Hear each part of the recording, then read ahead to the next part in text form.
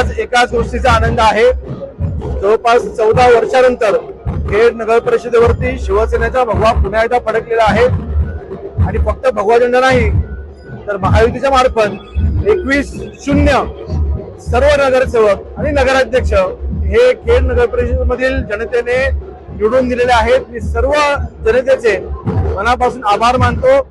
त्यांनी दाखवलेला शिवसेनेवरचा हा विश्वास नक्कीच पुढच्या 5 वर्षामध्ये विकास कामातून आम्ही सार्थ करून दाखवू। रामदासभाईंची दूरदृष्टी, महायुतीच्या सर्व कार्यकर्त्यांची मेहनत, विशेष म्हणजे सर्व शिवसैनिकांची मेहनत। आज 17 नगरसेवक हे शिवसेनेचे निवडून आलेले आहेत, 3 नगरसेवक हे महायुतीचे निवडून आलेले आहेत, नगराध्यक्ष या शिवसेनेचे निवडून आलेले आहेत। 14 वर्षानंतर सामान्य रामदासभाई ज्या वेळेला खेड मतदारसंघाचे नेतृत्व करत होते त्यावेळेला 100% शिवसेनेच्या बाजूने निकाल लागायचा, युतीच्या बाजूने निकाल लागायचा।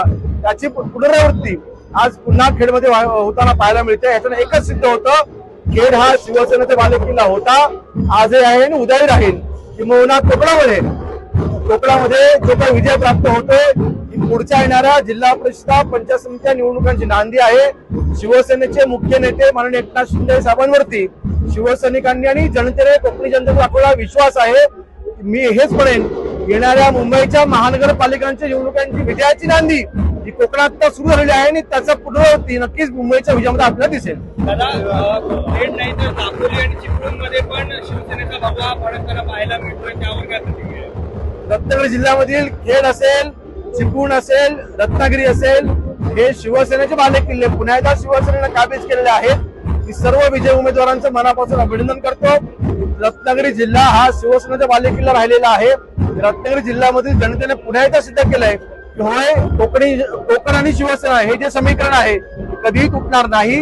वंदनीय हिंदू सम्राट शिवसेना म्हणून बाळासाहेब ठाकरे यांच्या विचारांना चालणारा शिवसैनिक जो कोकणामधला आहे, जो मुंबईत आहे, येणाऱ्या मुंबईच्या महानगरपालिकांच्या निवडणुकीमध्ये देखील नक्कीच ह्याची पुनरावृत्ती करून दाखवेल।